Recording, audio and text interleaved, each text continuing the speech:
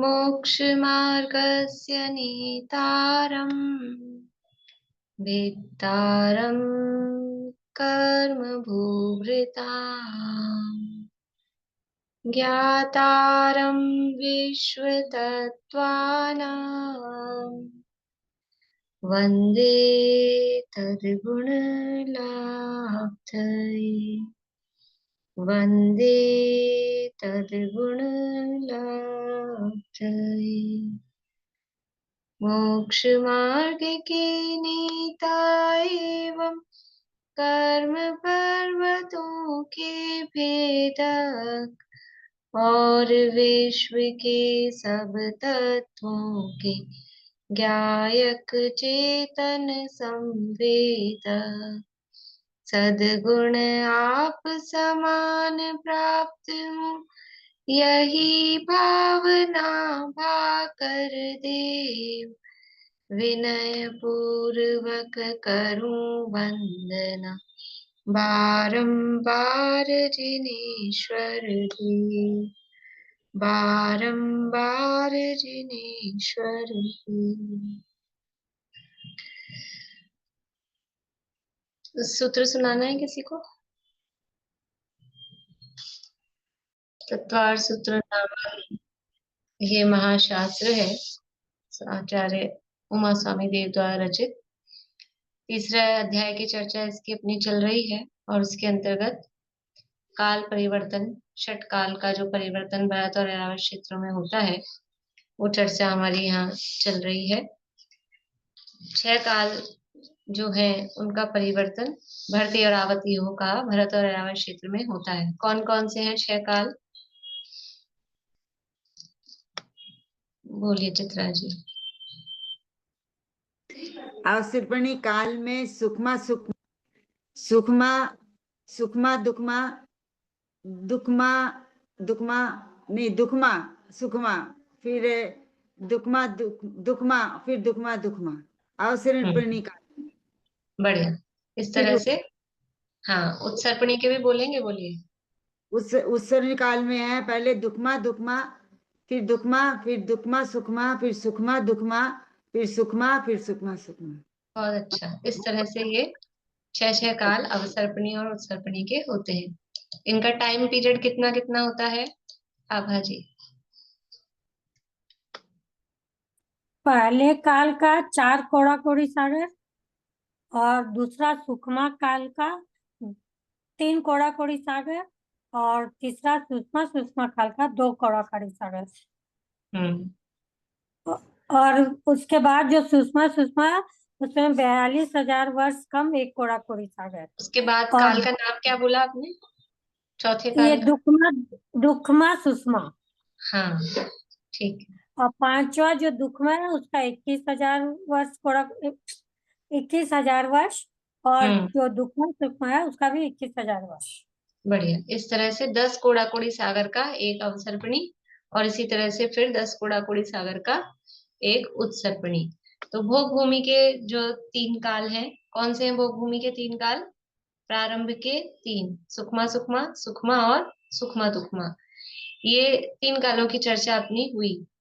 क्या ये आप बता सकते हैं कि 20 कोड़ा कोड़ी सागर के एक कल्प काल में भोग भूमि कितने टाइम रहती है और कर्म भूमि कितने टाइम रहती है?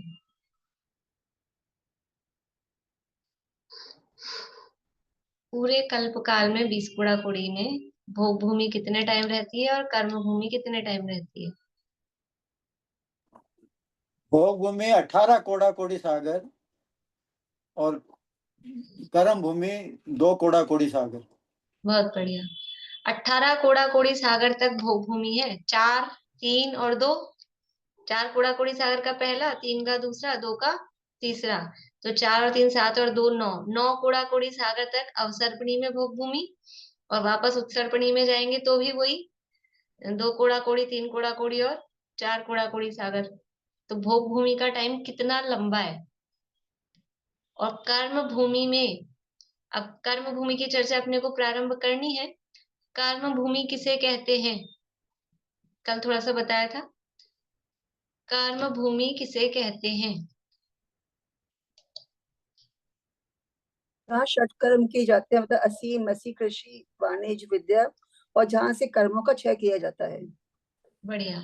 जहाँ जीवन यापन के लिए षट कर्म किए जाते हैं उसे कर्म भूमि बोलते हैं, अथवा जहाँ पर अष्ट कर्मों का नाश किया जा सकता हो उसे कर्म भूमि कहते हैं।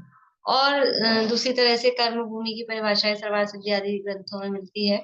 तो वहाँ कहते हैं कि जहां पर ये शुभ अशुभ कर्म उपार्जित किए जाते हैं उसे कर्म भूमि कहते हैं। कर्म भूमि किसे कहते हैं? जहां पर शुभ अशुभ कर्म मतलब ये जितनी भी ये सब क्रियाएं हैं, शुभ अशुभ का मतलब उत्कृष्ट पाप जहां से हो सकता हो, उत्कृष्ट पुण्य जहां से हो सकता हो, और उत्कृष्ट धर्म जहां से हो सकता हो, उसका नाम कर्म भूमि है। उत्कृष्ट पाप क्या है, उत्कृष्ट पुण्य क्या है, और उत्कृष्ट धर्म क्या है? उत्कृष्ट पाप के फल में जीव कहाँ जाएगा? सबसे ज्यादा पाप का फल भोगने की जगह कौन सी है? कौन सी है? बोलिए रश्मि जी, बहुत दिनों बाद नजर आ रहे हैं आप। नरक। हाँ, नरक में भी कौन सा नरक?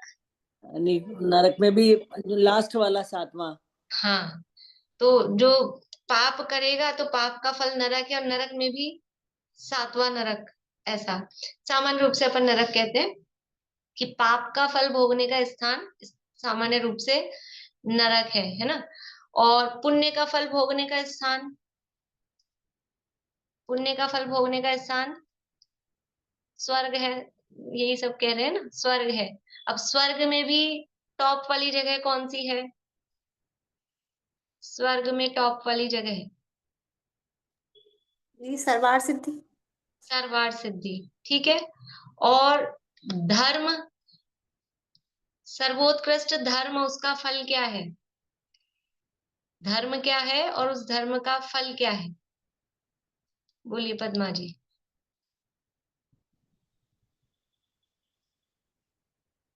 आवाज नहीं आती है आपकी।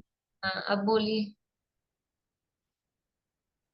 मोक्ष है उसका फल, तो धर्म का फल तो मोक्ष है, हाँ, धर्म क्या है? जहाँ पर अपने कर्मों का क्षय हो सके। धर्म किसे कहते हैं? रत्नगंज शावकाचार्य से बताइए जल्दी से। जहाँ अपन को दुख में से निकाल कर सुख में पहुंचाता है। सदृष्टि ज्ञान वृत्तानि धर्मम, सम्यक दर्शन ज्ञान चारित्र, वो धर्म है। और उसका फल क्या है? मोक्ष। तो जहां से सर्वोत्कृष्ट पुण्य किया जा सकता हो, सर्वोत्कृष्ट पाप किया जा सकता हो, या सर्वोत्कृष्ट धर्म का फल जहां से प्राप्त किया जा सकता हो, उसे कर्म भूमि कहते हैं। तो जहां से जीव नरक जा सकता है, या फिर जहां से जीव स्वर्ग, और स्वर्ग में भी सर्वार्थ सिद्धि सर्वोत्कृष्ट मतलब ऊपर के स्वर्ग, अकेला सर्वार्थ सिद्धि नहीं समझना, ऊपर के स्वर्गों में, ऊंचे स्वर्गों में जा सकता है। और जहां से जीव मोक्ष जा सकता है, सर्वार्थ सिद्धि भी अर्थ उसका कर सकते हैं, और नरक में 7वां नरक भी कर सकते हैं। अभी अपन घटित करते हैं। तो उस स्थान को कर्म भूमि कहते हैं। अभी जो अपन ने 3 काल देखे भोग भूमि के, उत्तम मध्यम जघन्य भोग भूमि के, वहां से जीव मरण करके कहाँ जाएगा? नरक जा सकता है क्या? 7वें नरक जा सकता है क्या?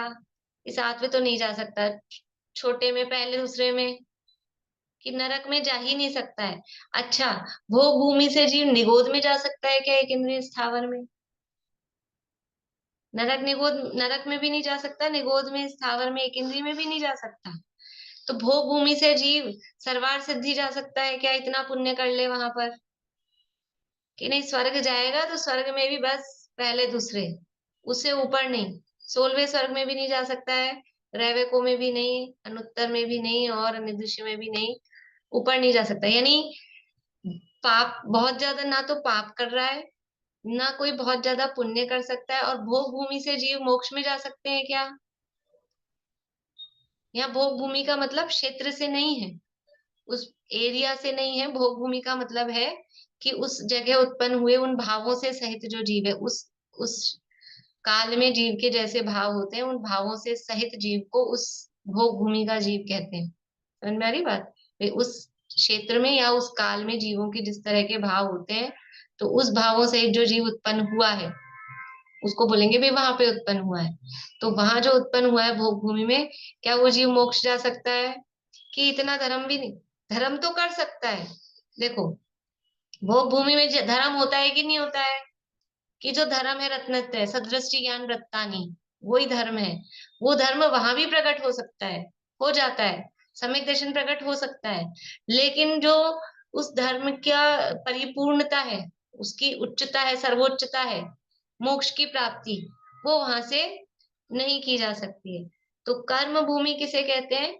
ये सर्वार्थ सिद्धि में पूज्यपाद आचार्य ने कहा कि जहां से ये शुभाशुभ कर्मों का उपार्जन किया जाता है, जैसे बाहर में षटकर्म उपार्जित, मतलब षटकर्म के माध्यम से आजीविका का उपार्जन होता है, उसी तरह से ये शुभाशुभ कर्मों का जहां पर आश्रय होता है, उसे कर्म भूमि कहते हैं।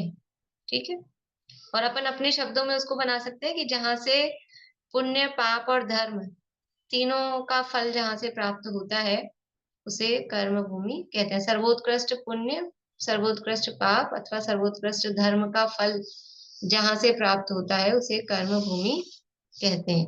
तो इस अपेक्षा से चौथा काल ही है वास्तव में वो कर्म भूमि का है, चौथा और फिर पांचवा। पर अपन कॉमन रूप से तीनों कालों को कर्म भूमि के काल कह देते हैं, चौथा पांचवा छठा। छठे काल में तो क्या है, ना तो बाहर में आजीविका वाला कर्म है, और पुण्य कर्म भी नहीं है, धर्म भी नहीं है, पाप के अलावा कुछ नहीं है। अभी अपन चर्चा करेंगे, लेकिन वो क्या बोलते हैं ना, लपेटे में साथ में उसको भी कर्म भूमि कह देते हैं। नहीं तो क्या कहें, हमने दो ही पार्ट किए हैं, भोग भूमि या कर्म भूमि। तो छठे काल को किस में डालें, फिर भोग भूमि में डाल नहीं सकते, इसलिए उसको कर्म भूमि कह देते हैं। देखिए, अब ये जो कर्म भूमि के तीन काल हैं, चौथा जो काल है दुखमा सुखमा, पांचवा दुखमा, और छठा है दुखमा दुखमा। तो हमने देखा था ये तीसरा काल धीरे धीरे धीरे धीरे डाउनफॉल होता है, कल्प वृक्ष समाप्त होते हैं, और जैसे ही ये चौथा काल का प्रारंभ होता है, मतलब समाप्त होते होते होते और फिर लास्ट में एकदम सब लुप्त हो जाते हैं, गायब हो जाते हैं। और जैसे ही धीरे धीरे, क्योंकि अभी तो ये हुंडाव सर्पणी काल था, इसलिए यद्यपि जो चौथा काल होता है उसमें महापुरुषों की उत्पत्ति होती है, अवसर्पणी का जो चौथा दुखमा सुखमा काल है, उसमें महापुरुषों की उत्पत्ति होती है, 63 सलाखा पुरुषों की उत्पत्ति होती है। लेकिन ये काल है हुंडाव सर्पणी। हुंडा का मतलब है और दोष युक्त, और खराब में खराब। अवसर्पणी काल वैसे डाउनफॉल वाला काल है, गिरता हुआ काल है, ऊपर से ये हुंडा है। हुंडा है मतलब इसमें और कुछ कुछ अलग अलग बातें होंगी, ऐसी नॉर्मल बातें नहीं होंगी, ऐसी बातें होंगी जो नहीं होती हैं, वो भी इसमें होंगी। तो वो है हुंडा अवसर्पणी काल। असंख्यात कल्प काल बीत जाने के बाद में एक हुंडाव सर्पणी काल आता है, मतलब ऐसा दोष युक्त काल आता है। कोई अच्छा नहीं है कि कोई स्पेशल हो, लेकिन वो अभी हुआ है, जिसमें अभी अपन अपन तो अनादिकाल से हैं ही, लेकिन अभी अपन जब ये पढ़ सुन समझ रहे हैं वर्तमान में, तो ये वर्तमान में अभी कौन सा काल चल रहा है अपना, हुंडाव सर्पणी काल चल रहा है। तो इस हुंडाव सर्पणी काल के दोष के कारण तीसरे काल में ही पहले तीर्थंकर, पहले चक्रवर्ती, पहले कामदेव, वो तीसरे काल में ही उत्पन्न हो गए। वैसे नॉर्मली उत्पन्न कब होते हैं, ये महापुरुष हैं तीर्थंकर, चक्रवर्ती, कामदेव, ये सब चौथे काल में उत्पन्न होते हैं। लेकिन ये हुंडाव सर्पणी काल था, तो इसमें क्या हुआ कि वो चौथा काल, यानी भोग भूमि चलती पूरे तीसरे काल तक, पर क्योंकि दोषयुक्त काल था, तो तीसरे काल पूरा हुआ ही नहीं, उससे पहले ही भोग भूमि समाप्त हो गई। तीसरे काल में कितना टाइम बाकी था, आदिनाथ भगवान हो गए। पहले तो मोक्ष कब गए वो देखते हैं।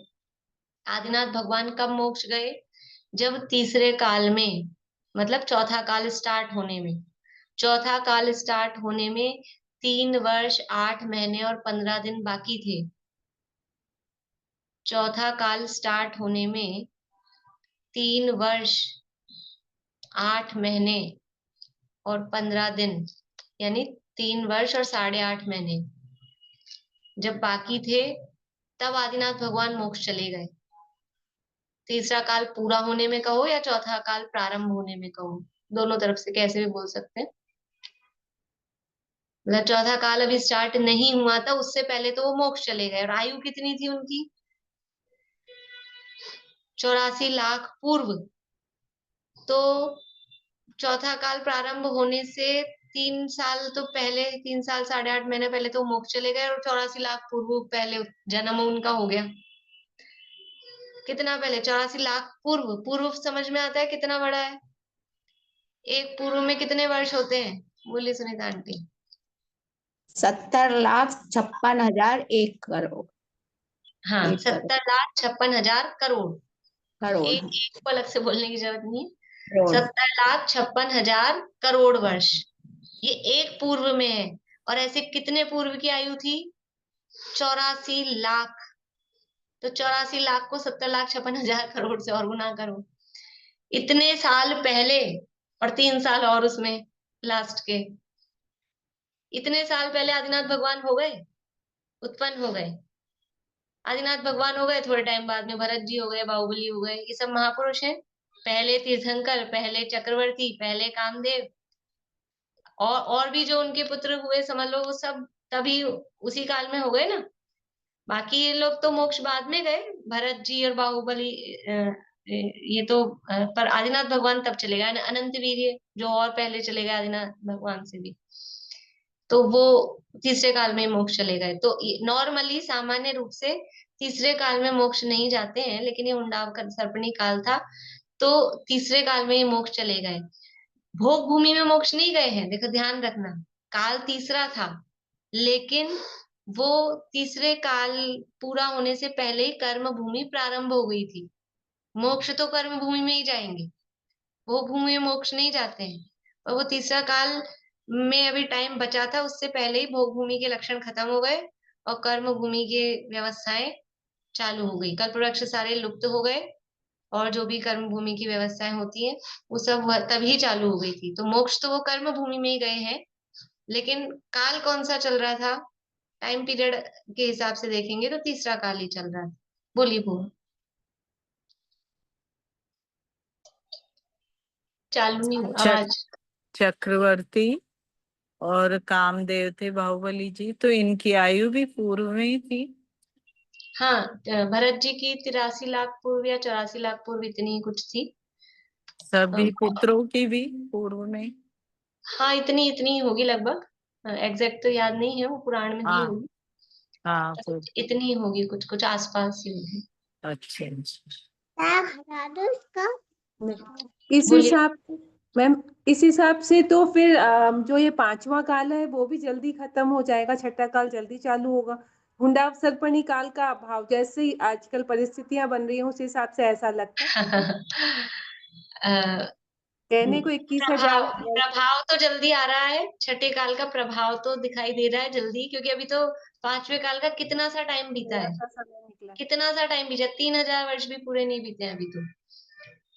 18,000 वर्ष लगभग, 17-18,000 वर्ष बाकी हैं अभी।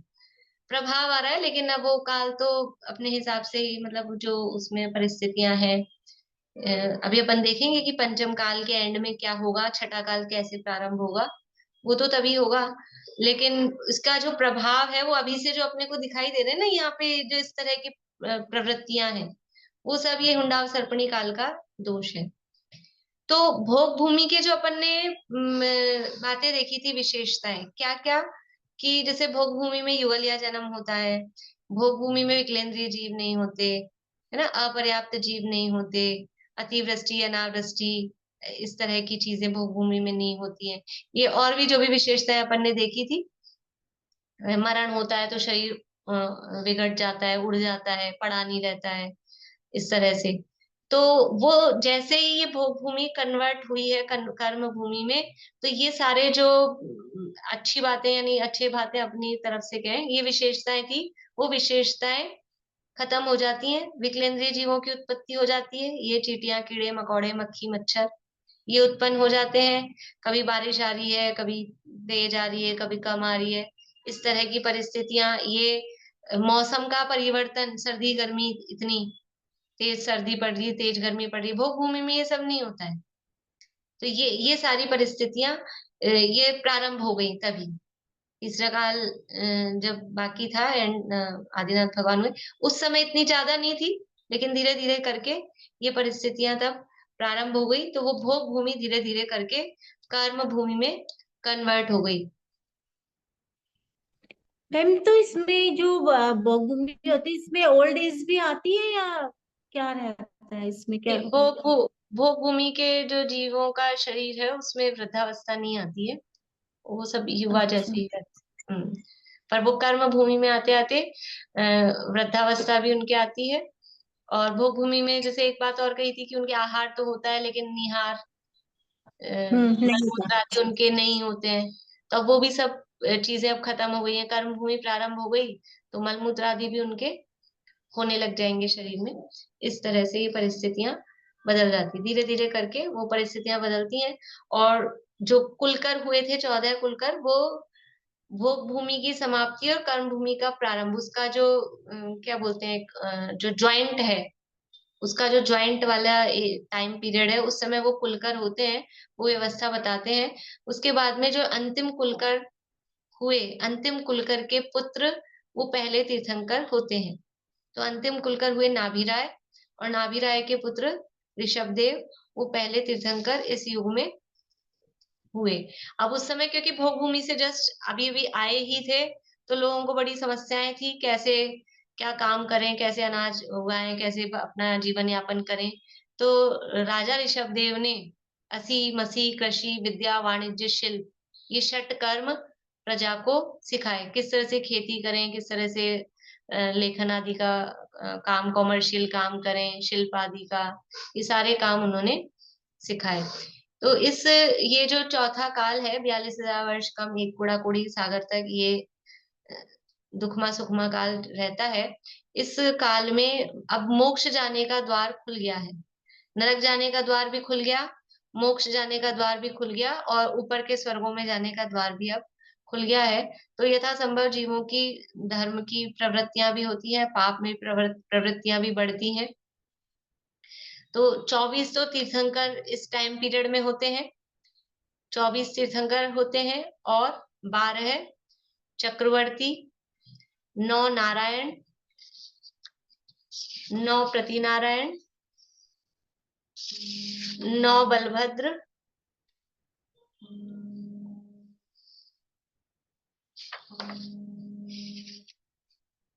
इस तरह से 63 सलाका पुरुष, ये 63 सलाका पुरुष इस चौथे काल में, इस चौथे काल में 63 सलाका पुरुष होते हैं। इसके अलावा भी महापुरुष एक बार आपको लिखवाए हुए हैं, 63 सलाका पुरुष तो ये है, इसके अलावा टोटल इनको प्लस करते हुए 169 169 महापुरुष होते हैं, वो सब चौथे काल में ही होते हैं। 169 किसी को याद है? 63 तो ये है उनमें, 169 में नहीं है, मैं ही बताऊं, कर रहे हैं कोई कोशिश?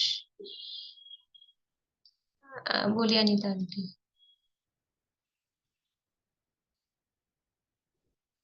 63 तो यही है जो भी आपने बताए, उसके अलावा तीर्थंकर के माता पिता 24 माता 24 पिता, 24 माता है, तो 24 48 हो गए। हाँ जी। और 24 ये कामदेव, 24 कामदेव, 11 रुद्र, 11 रुद्र, और 9 नारद, 9 नारद, और 14 कुलकर। 14 कुलकर। 14 कुलकरों को भी महापुरुष मिलेंगे, यद्यपि वो ज्वाइंट पे हो रहे हैं तीसरे चौथे के बीच में, पर चौथे में ही उनको मान के उनको भी महापुरुषों के अंतर्गत लेते हैं। तो 63 तो सलाका पुरुष हो गए, 24 तीर्थंकर, 12 चक्रवर्ती, ठीक है। 24 के आधे 12, और फिर 9 9 9 9 नारायण, 9 प्रतिनारायण, 9 बलभद्र, ये तो हो गए 63। उसके बाद में तीर्थंकरों के माता पिता, तो 24 तीर्थंकर है तो 24 ही माता, 24 ही पिता, 48 हो गए, 48, और 24 कामदेव, 24 होते हैं कामदेव, 11 रुद्र, और 9 नारद, और 14 कुलकर। इस तरह से ये 169 महापुरुष इस चौथे काल में होते हैं। इस चौथे काल में काल का टाइम पीरियड तो एक कोड़ा कोड़ी सागर में 42,000 वर्ष कम, ये तो इसका टाइम पीरियड है। और इसमें जीवों की आयु, अपन ने वो चार्ट बनाया था ना, तो उसी तरह से वो उसके आधार पे अपन देखें कि जीवों की उत्कृष्ट आयु कितनी होगी, कि जो तीसरे काल में जगन्य आयु थी, 1 कोटि पूर्व की जगन्य आयु वहां थी, तो यहाँ 1 कोटि पूर्व तो उत्कृष्ट आयु है, और जगन्य आयु अंतर मुहूर्त होती है। कर्म भूमि में जीवों की जगन्य आयु अंतर मुहूर्त है, तो चाहे चौथा भी काल है, जगन्य आयु वहां पे अंतर मुहूर्त रहेगी। और उत्कृष्ट आयु, अब ये जो उत्कृष्ट आयु है 1 कोटि पूर्व कही है, इसके संबंध में थोड़े समझने वाली बात है कि जो 1 कोटि पूर्व की उत्कृष्ट आयु कही है, ये स्टार्टिंग के दिनों में होती है, जब ये काल प्रारंभ हो रहा है, तो 1 कोटि पूर्व उत्कृष्ट आयु स्टार्टिंग के दिनों में होगी। ऐसा नहीं होगा कि चौथा काल समाप्त हो रहा है, जैसे महावीर भगवान हुए उस समय, चौथा काल समाप्ति का टाइम था, उस समय 1 कोटि पूर्व आयु किसी की चल रही हो, ऐसा नहीं होगा। उत्कृष्ट आयु है, ये प्रारंभ के दिनों में उत्कृष्ट आयु है, फिर अवसर्पणी काल है, तो धीरे धीरे उत्कृष्ट आयु की रेंज भी कम होती जा रही है। अब कितनी कम होगी वो उतना वो नहीं दिया है शास्त्रों में प्रमाण, लेकिन धीरे धीरे जैसे जैसे काल बीतता जाता है, वैसे वैसे उत्कृष्ट आयु भी, मतलब उसका जो टॉप लेवल है वो भी धीरे धीरे घटता जाता है। तो 1 कोटि पूर्व की उत्कृष्ट आयु पूरे एंड तक 1 कोटि पूर्व किसी की मिल जाए, ऐसा नहीं होगा, ठीक है। और जगन्य आयु सामान्य रूप से शुरू से लेके एंड तक जगन्य आयु अंतर्मुहूर्त की कही गई है। जीवों की शरीर की ऊंचाई, उत्कृष्ट अवगाहना 525 धनुष, यद्यपि वहां तीसरे काल की अपन ने जगन्य अवगाहना कितनी देखी थी, 500 धनुष की लिखी है, तो इसमें थोड़ा सा वो है, सामान्य रूप से वहां 500 धनुष ही लिखते हैं, और यहाँ पे क्योंकि बाहुबली भगवान अभी 525 धनुष के हुए हैं, तो यहाँ उत्कृष्ट अवगाहना 525 धनुष की कही गई है।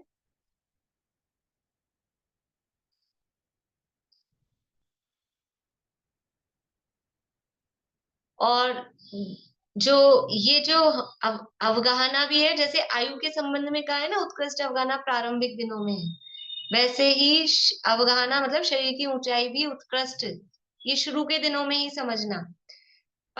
ये अंत में आते आते, चौथे काल के अंत में आते आते जो उत्कृष्ट अवगाहना है वो भी घट के, जैसे महावीर भगवान की 7 हाथी थी, तो समझ लो कुछ इस तरह से। अभी तो 525 धनुष है, और फिर वो धीरे धीरे घटते घटते कुछ उसकी भी एग्जैक्टली रेंज नहीं दी है, लेकिन वो घटती है।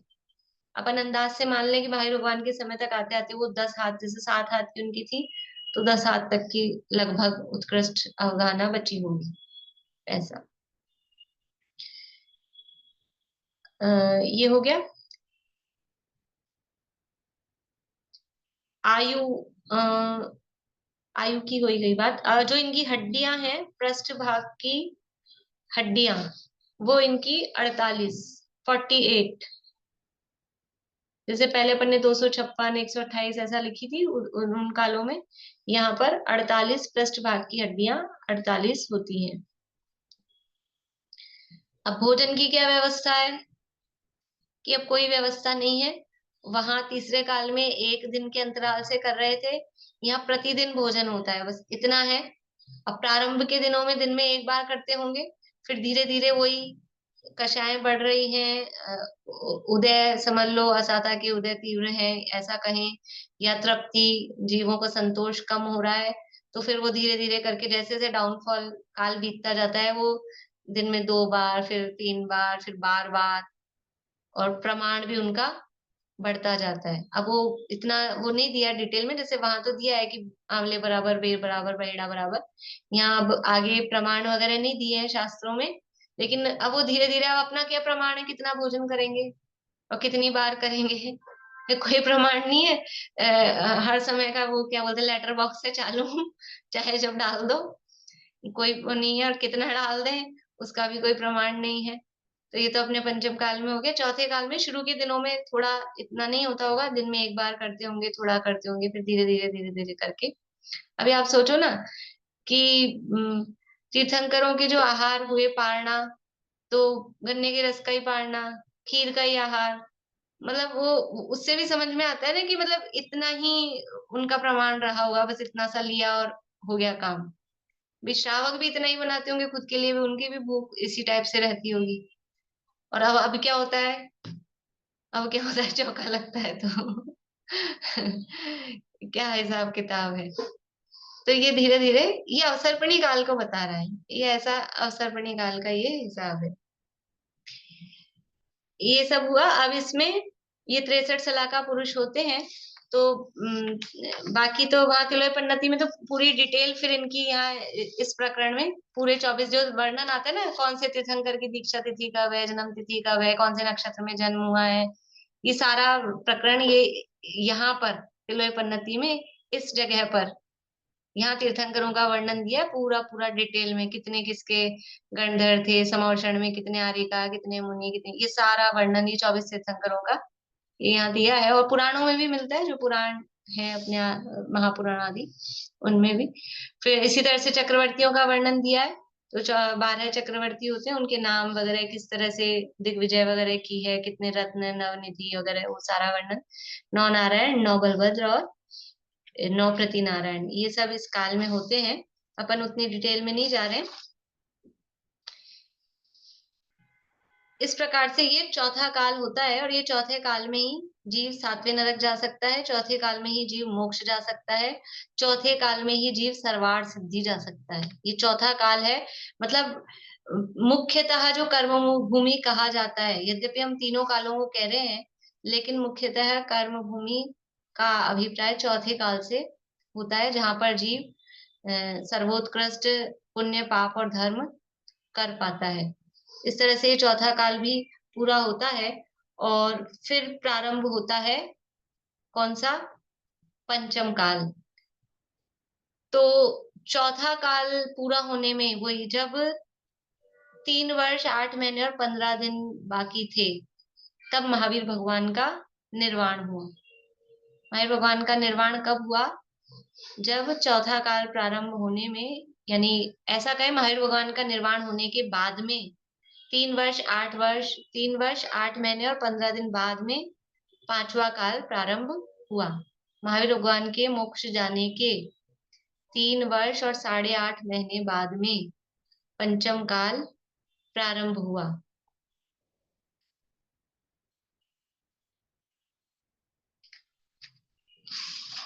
ये पंचम काल कितना बड़ा है, 21,000 वर्ष का ये पंचम काल है।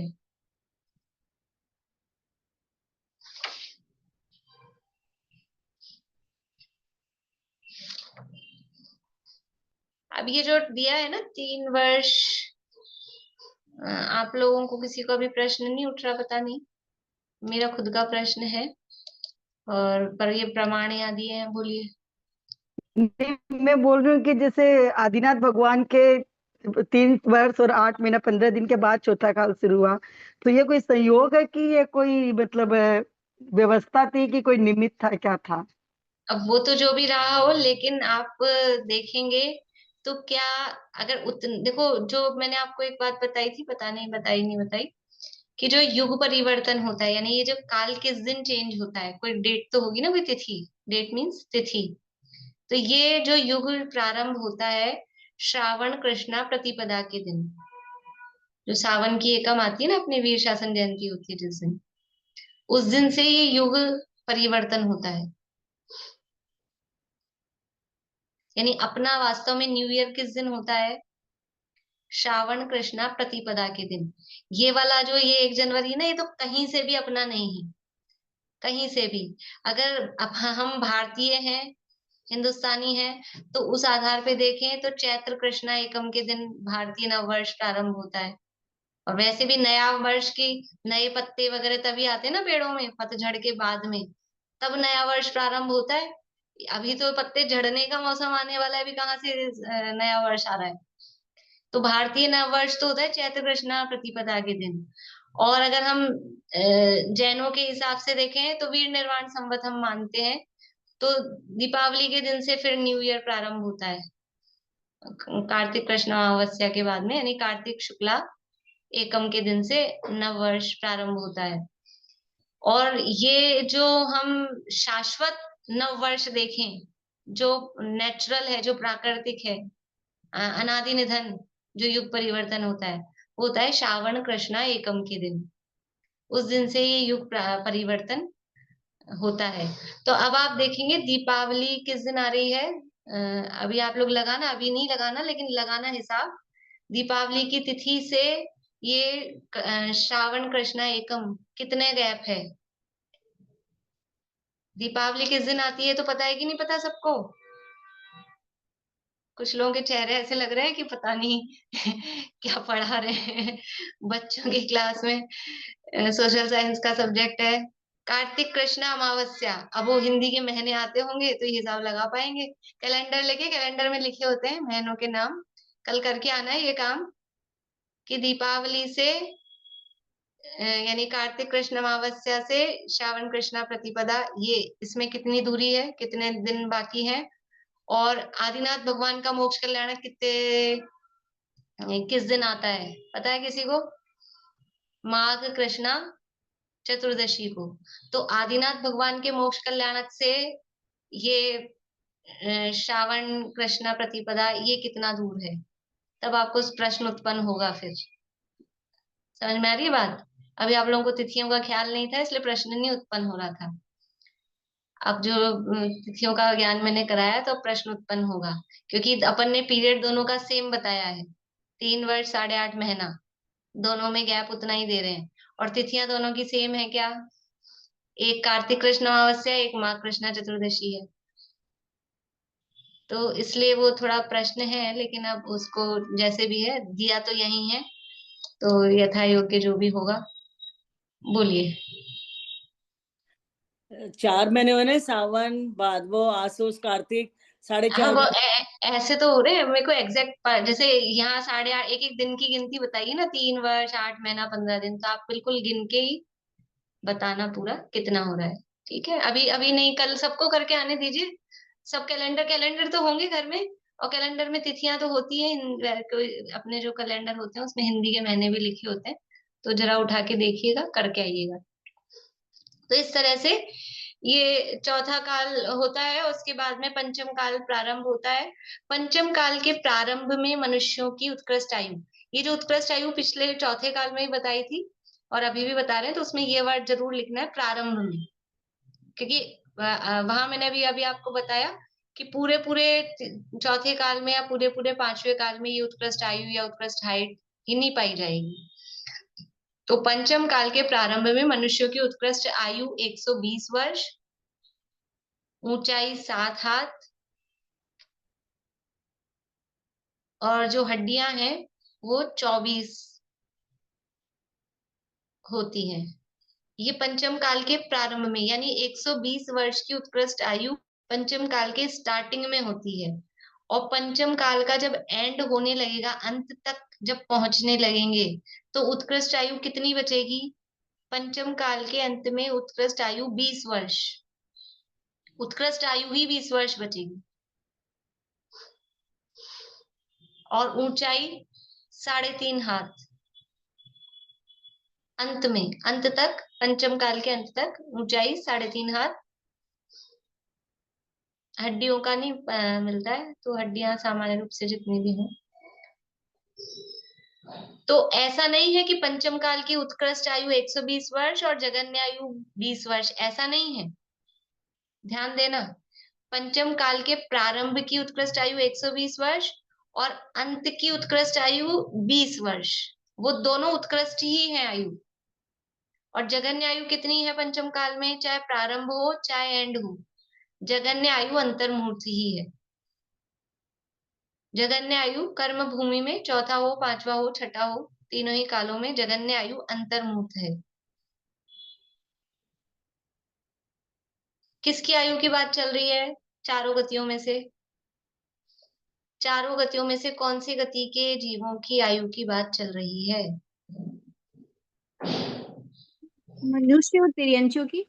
बढ़िया, मनुष्य और तिर्यंचों की। देव और नारकियों की बात यहाँ नहीं है। ये जो काल का परिवर्तन इफेक्ट डाल रहा है, ये किस पे डाल रहा है? मनुष्य और तिर्यंचों की, है ना। भारतीय क्षेत्र के मनुष्य और तिर्यंचों की बात चल रही है।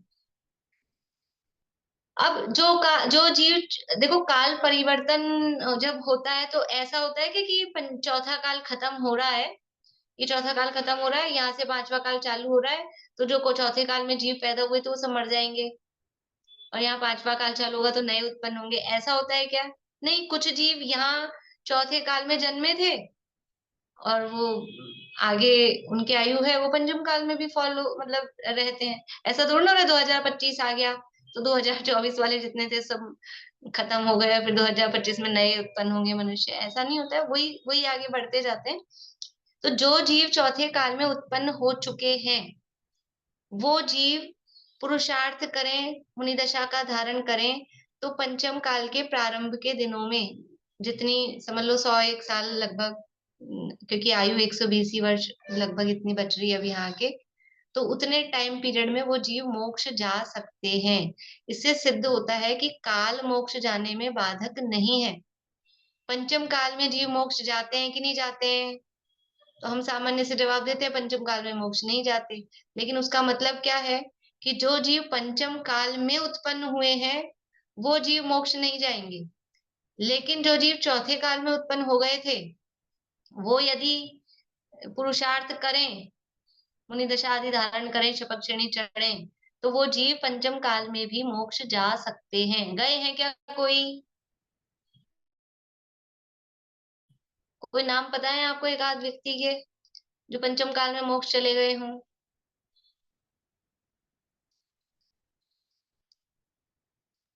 बोलिए जम्बू अर्चना जी। स्वामी, जम्बू स्वामी और बस एक ही?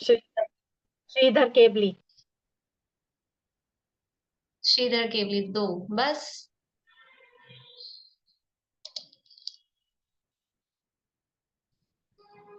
और कोई? और इनके अलावा? हाँ बोलिए। पहले गौतम गणधर, फिर सुधर्मा स्वामी, फिर जम्बू स्वामी। बढ़िया। गौतम गंधर, गौतम स्वामी, सुधर्मा स्वामी, जम्बू स्वामी, श्रीधर केवली, ये सब बाद में गए हैं। भाई महावीर भगवान मोक्ष गए थे तो 3 वर्ष 8.5 महीने ही तो बाकी बचे थे। महावीर भगवान के मोक्ष जाने के 12 वर्ष बाद या 62 वर्ष बाद, देख लेना थोड़ा, 12 है या 62 है, इतने टाइम बाद गौतम स्वामी मोक्ष गए हैं। जहां तक है 12 वर्ष बाद है, फिर भी देख लेना जो भी कंफर्म, किसी को याद है कंफर्म? 62 है? 62 है। 62 है, 62 वर्ष बाद। 62 वर्ष बाद गौतम स्वामी मोक्ष गए हैं, तो कौन से काल में मोक्ष गए होंगे? ये तो 3 ही वर्ष बचे थे चौथे काल के, तो पंचम काल में मोक्ष गए हैं। सुधर्मा स्वामी उनके भी बाद गए हैं, तो पंचम काल में गए हैं। जम्बू स्वामी उनके भी बाद गए हैं, और श्रीधर केवली अंतिम केवली हुए हैं कुंडलपुर से, जो बड़े बाबा से मोक्ष गए हैं। तो इस तरह से चौथे काल में उत्पन्न हुए जीव, ये तो 4 के तो नाम आते हैं। बहुत कोई जीव ऐसे भी हो सकते हैं गुमनाम हो, कोई जरूरत नहीं भाई, जो नामी आदमी होता है उसकी पेपर में न्यूज आती है। प्रधानमंत्री को छींक भी आ जाए तो पेपर में न्यूज आएगी, प्रधानमंत्री की छींक आ गई, वो तो नामी भाई बड़े आदमी है। बाकी साधारण आदमियों के क्या क्या नहीं होता रहता है। तो साधारण कोई भी मनुष्य हो, चतुर्थ काल में उत्पन्न हुए हों, दीक्षा ले, पुरुषार्थ करें, चले गए होंगे मोक्ष इस पंचम काल में भी। उनके नाम भले ही हम नहीं जानते हैं। दीदी मैंने गलत बोला, गौतम स्वामी के जाने के बाद में, नहीं, महावीर भगवान के जाने के बाद में गौतम स्वामी 12 वर्ष बाद मोक्ष गए हैं। 12 वर्ष बाद। चलिए हाँ, मैंने गलत बोल दिया। ठीक है। 62 वर्ष तक तो इनका परंपरा चली थी, इन लोगों 62 की वर्ष तक तीनों इनकी की परंपरा चली थी, और हाँ। 12 वर्ष बाद मोक्ष गए थे। चलिए देख लिया ना आपने भाई, अब आपको प्रमाण मान के बता रही हूँ मैं, तो मैं खुद भी कंफ्यूज थी। रखा तो है ग्रंथ यही मेरे सामने, लेकिन वे पेज पलटने हाँ, पड़ेंगे। 12 वर्ष बाद गए थे मोक्ष। 12 वर्ष, ठीक है। तो महावीर भगवान तो भी 12 वर्ष बाद गए, तो भी पंचम काल तो आ ही गया है। तो महावीर भगवान के 12 वर्ष बाद गौतम स्वामी मोक्ष गए। इस तरह से ये पंचम काल प्रारंभ होता है, और इस पंचम काल में धर्म होता है। धर्म होता है मतलब जीव सम्यक्त आदि की प्राप्ति भी करते हैं और मुनि दशा आदि की प्राप्ति भी करते हैं। कितने गुण स्थान तक जीव प्राप्त कर सकता है पंचम काल में? पंचम काल में कितने गुण स्थान प्राप्त कर सकता है? बोलिए आशा आंटी। सातवें बढ़िया तक। बढ़िया, उंगली से सब बता रहे थे। 7वें गुणस्थान तक, यदि पुरुष है तो 7 गुणस्थान तक, और स्त्रियां हैं तो 5 गुणस्थान तक प्राप्त कर सकती हैं। तिर्यंश है तो भी पंचम गुणस्थान प्राप्त कर सकते हैं। चौथे काल में कौन से गुणस्थान तक प्राप्त कर सकते हैं? चौथे काल में ये पूरा 14 गुणस्थान प्राप्त करके मोक्ष भी जा सकते हैं। और पहले, दूसरे, तीसरे काल में कौन कौन से गुणस्थान प्राप्त कर सकते हैं? बढ़िया, उंगली से जवाब दे रहे हैं आप लोग। अच्छा, भोग भूमि में पहले, दूसरे, तीसरे काल में केवल 4, चौथे तक ही गुणस्थान प्राप्त किए जा सकते हैं। तो कौन सा काल अच्छा है, भोग भूमि का कि कर्म भूमि का? कर्म भूमि, जहाँ सिद्ध दशा भी प्राप्त की जा सकती है। वास्तव में तो काल क्या अच्छा बुरा है, जिस काल में अपने स्वकाल में, अपने स्वक्षेत्र में आत्मा लीन हो जाए वही अच्छा है, लेकिन फिर भी बाहर से कहने में। अब चौथा काल अच्छा है कि बुरा है? देखो, चौथे काल में ही 7वें नरक जा सकता है। पंचम काल में जीव 7वें नरक नहीं जा सकता है। पंचम काल में जीव इतना अपन कह रहे हैं पंचम काल में, अभी आप कह रहे थे यहाँ छठे काल के लक्षण दिखाई दे रहे हैं यही अभी, लेकिन पंचम काल में जीव इतना पाप नहीं कर सकता कि 7वें नरक चला जाए। इतना, यानी पुरुषार्थहीन होते हैं ना, तो जो एक सूक्ति चलती है, जो कम में सूड़ा ते धम में सूड़ा, तो वो पुरुषार्थहीन है तो वो पाप भी इतना नहीं कर सकते और धर्म भी इतना नहीं कर सकते कि कर्मों का अभाव कर दें।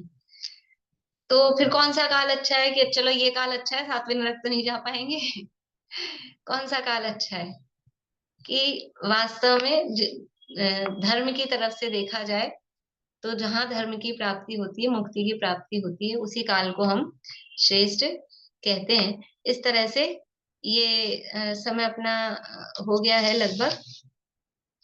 तो ये पंचम काल में 24 तीर्थंकर के निर्वाण के बाद में और भी जो मोक्ष गए उनकी चर्चा अपन ने की, और इसके बाद में केवली, श्रुत केवली हुए पंचम काल में, और उसके बाद में आचार्यों की परंपरा, महावीर भगवान के मोक्ष जाने के बाद में 683 वर्ष तक लगातार रूप से अंगधारी, अंग और पूर्वों के धारी मुनिराज होते रहे, जिनको द्वादशांग में से कुछ अंगों का, कुछ पूर्वों का ज्ञान था। तो महावीर भगवान के मोक्ष जाने के बाद में 683 ईयर्स के बाद तक भी वो परंपरा चलती रही। और अब धीरे धीरे ये परंपरा, यद्यपि अब अंगों और पूर्वों के धारी तो नहीं है, लेकिन फिर भी ये धर्म की परंपरा आगे पूरे पंचम काल में, यानी पूरे 21,000 वर्ष में, जब लास्ट एंड होगा कुछ समय पहले, वही 3 वर्ष लगभग पहले, तब तक ये धर्म की परंपरा, तब तक मुनिराज भी होंगे। इस काल में सदा ही जैन संत रहेंगे। तो पंचम काल के अंत तक भी ये बात जरूर है कि बहुत ज्यादा नहीं दिखेंगे, बहुत ज्यादा नहीं होंगे, लेकिन होंगे। ये धर्म पंचम काल के अंत तक चलता रहेगा। और ये पंचम काल के अंत में क्या परिस्थितियां बनती है उसकी चर्चा अपन कल करेंगे आगे। बोलिए आशा। हमने तीसरे काल में एक पल्ले पड़ी ना, मैक्सिमम आयु, उत्कृष्ट आयु। हाँ। और वो जघन्य आयु 1 कोटि पूर्व, 1 कोटि पूर्व प्लस 1 समय। तो भगवान की इससे भी कम रही। हाँ, भगवान की तो और ही कम रही ना, 84 लाख ही रही। हाँ, तो कोई जरूरी थोड़ी ना उत्कृष्ट आयु ही प्राप्त हो। तीर्थंकर होते हुए भी आयु कम रही। तो आयु उत्कृष्ट प्राप्त होना कोई जरूरी नहीं है। तीर्थंकर को भी नहीं है जरूरी, मतलब। हाँ, नहीं। और इधर भगवान महावीर को भी 72 वर्षीय हुई, जबकि 120 आ रहा है। हाँ, तो जल्दी चले गए ना, अच्छी बात है ना नहीं, अच्छी बात नहीं है, बुरी बात है। तीर्थंकर का तो देर से जाना चाहिए वैसे मनुष्य आयु पुण्य प्रकृति है, उसकी उचित स्थिति, लेकिन उसमें कुछ नियम है। हमारा भाई, लोगों को भी तो नुकसान हुआ, और ज्यादा और ज्यादा धर्म उसमें ऐसा कुछ नियम है, एग्जैक्ट तो भी मतलब थोड़ा थोड़ा मुझे याद है ऐसा, कि जो सर्वार्थ सिद्धि से आते हैं ना, पूरी 33 सागर की जिनकी आयु होती है, तो पूरी 33 सागर की जिनकी आयु होती है, उनको मनुष्य भाव में उत्कृष्ट आयु नहीं मिलती है, मतलब ऐसा कुछ नियम है उसमें। तो वो 33 सागर की आयु वाले वहां सर्वार्थ सिद्धि से आए थे। बोलिए चित्रा जी। ये जो आप लिखाई थी पंचम काल के अंत में आयु 20 वर्ष और ऊंचाई कितनी थी? 3.5 हाथ। 3.5। महावीर ये आदिनाथ भगवान युगलिया थोड़ी हुए थे। इसके संदर्भ में भी थोड़ा शास्त्रों में वो आदिनाथ के संदर्भ में नहीं है, नाभिराय और मरुदेवी के संबंध में है कि वो युगलिया थे या नहीं थे। तो दोनों तरह से मतलब मत उसमें मिलते हैं। कहीं कहते हैं थे, आदिनाथ भगवान तो नहीं थे ना? आदिनाथ तो नहीं थे जहां तक मुझे ध्यान है। और विशेष आदि पुराण आदिनाथ वगैरह में शादियां हुई थी ना? शादी तो हुई थी। शादी तो नाभिराय मरुदेवी की भी उसमें ऐसा आता है, मुझे ध्यान नहीं कौन से ग्रंथ में है, वो देख लूंगी मैं, कि वो हुए तो युगलिया थे लेकिन शादी की परंपरा चलाने के लिए उनका विवाह कराया गया था इंद्र के द्वारा, नाभिराय मरुदेवी का, ऐसा भी आता है। अभी शास्त्रों में भी पुराणों में भी अलग अलग तरह से वर्णन मिलते हैं, किसी पुराण में कुछ मिलेगा, किसी में कुछ मिलेगा। अब वो ठीक है, ब्रह्मण्यों की बात है, यथा योग्य जो भी हो। तीर्थंकर तो अकेले ही होते हैं ना, युगलिया कैसे होंगे? हाँ तीर्थंकर तो अकेले ही होते हैं। उसमें भी ऐसा है कि उस उन माता के तो वही होते हैं, लेकिन जैसे नेमिनाथ भगवान के संदर्भ में आता है उनके और भी भाई थे, समुद्र विजय के और भी पुत्र थे। तो वहां पे भी मतलब ये नियम सर्वथा नहीं लगता है। ये जो संजीव भाई साहब के मतलब आई थी ना, ये जो आपने डाली थी, उसमें ये उन्होंने क्लियर किया था कि नाभिराय और मरुदेवी ये दोनों युगल पैदा नहीं हुए थे, अलग अलग हुए थे। तब देवों ने आकर उनका विवाह करवाया था, तब हाँ से फिर ये मतलब परंपरा चली, फिर इनके ये आदिनाथ पुत्र हुए। हाँ हाँ, आदिनाथ के संदर्भ में तो नहीं है वो डाउट, जो है मरुदेवी और नाभिराय के संदर्भ में वही वो चलता है। संजीव जी भाई साहब के उसमें सुना है, अभी हाँ जो आपने डाली थी चक्रवर्ती वगैरह की जो हाँ ठीक है। चलिए, जिनवाणी स्तुति।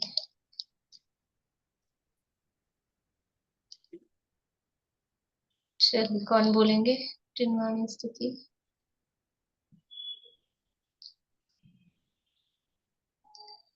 बोलो प्रीति। अहिंसा मई हो प्रवृत्ति सहज ही, जीवन का आधार हो सत्य सुख में, अचौर्य धारे पर प्रीति त्यागे, परमशील वर्ते रहे सहज निर्भय, महाक्लेशकारी है आरंभ परिग्रह, उसे छोड़ लग जाए निज साधना में, धुल जाए सब मैल समता की धारा से, बढ़ते ही जाए सुआराधना में, होवें जितेंद्रिय परम तृप्त निज में, एकाग्रता हो परम मग्नता हो, साक्षात साधन मुक्ति का सुख में, निर्दोष चारित जयवंत वर्ते, सर्वज्ञ शासन जयवंत वर्ते, निर्ग्रंथ शासन जयवंत वर्ते।